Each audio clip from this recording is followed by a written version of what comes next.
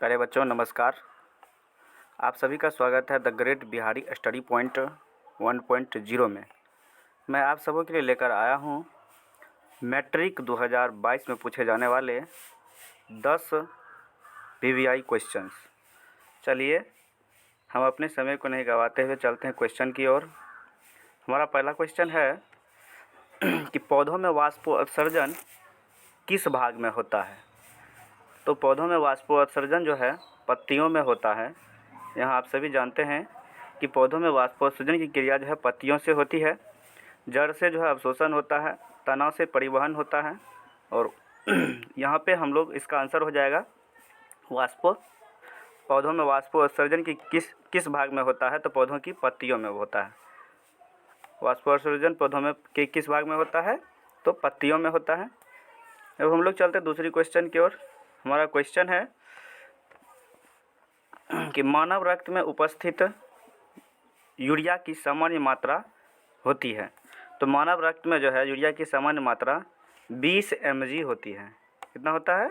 20 mg। तो इसलिए हमारा आंसर क्या होगा? बी नंबर का। चलिए नेक्स्ट क्वेश्चन की ओर हम लोग चलते हैं। तो यहाँ हम लोग देखेंगे श्वसन क्रिया के दौरान कितनी प्रतिशत ऊर्जा के रूप में निष्कासित होती है। तो श्वसन क्रिया के दौरान कितनी प्रतिशत जो ऊर्जा ताप के रूप में निष्कासित होता है। तो हम लोग यहाँ पे इसका आंसर होगा 20%। कितने प्रतिशत ऊर्जा? 20% ऊर्जा। तो हमारा 3 का आंसर क्या होगा? 20।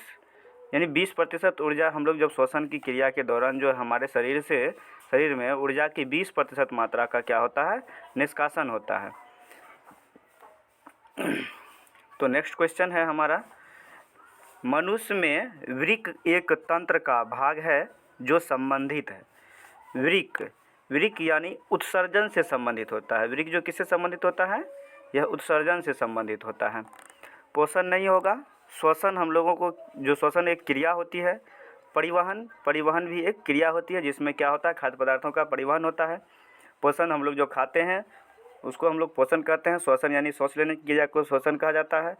तो हमारे उसमें वृक्क एक जो है तंत्र है जो संबंधित होता है उत्सर्जन से। तो इसका आंसर क्या होगा प्यारे बच्चों? तो उत्सर्जन होगा आंसर। चलते हैं नेक्स्ट क्वेश्चन की ओर।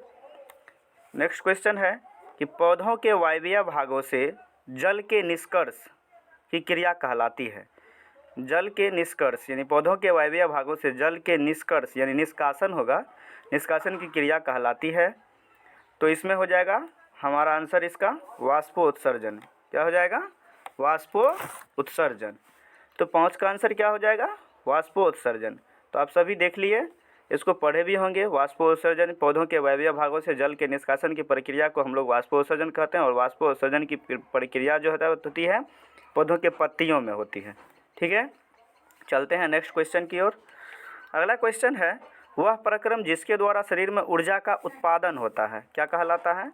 तो वह क्रिया जिसके द्वारा शरीर में ऊर्जा का उत्पादन होता है वह क्या कहलाता है?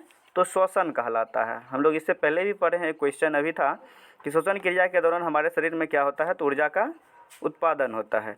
ठीक है। पोषण हम लोग खाना खाते हैं जिससे शरीर की क्या होते हैं? बनावट एवं टूट फूट का मरम्मत होता है।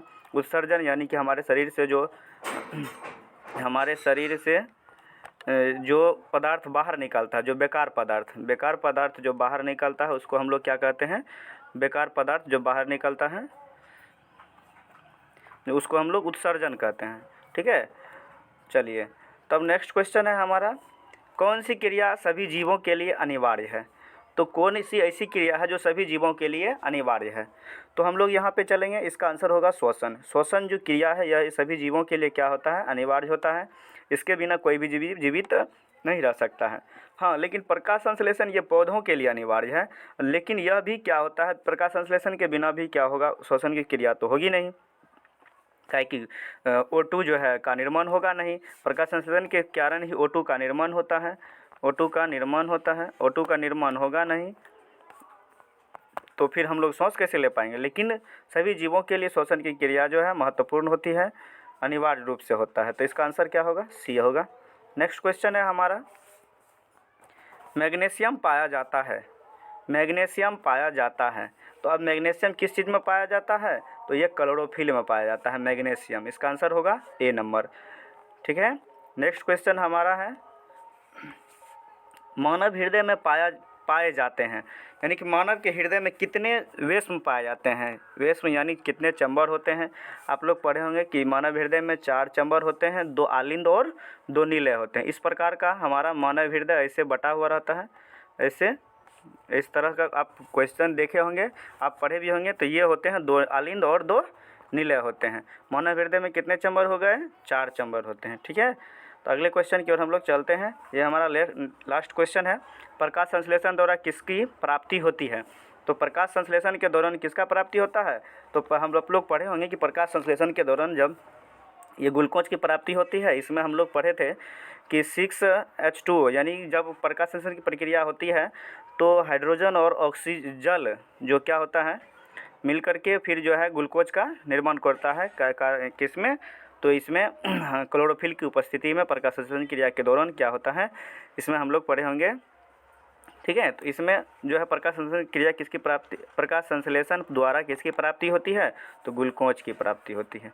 ठीक है, तो हमारा यह पहला वीडियो है।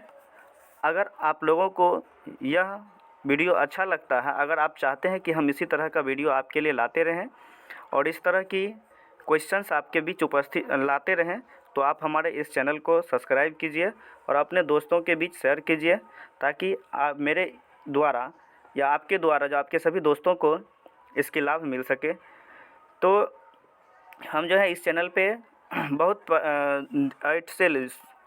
6 से लेकर के 10 तक के मैथ एवं सारी सब्जेक्टों का इसी तरह से मतलब क्या कहते हैं क्लास लेते रहेंगे और हमारे बीच सभी सर रहेंगे। धन्यवाद। मैं आप लोगों से इतना ही कहता हूँ कि आप लोग मेरे इस चैनल को सब्सक्राइब कीजिए और लाइक शेयर तो ज़रूर कीजिए।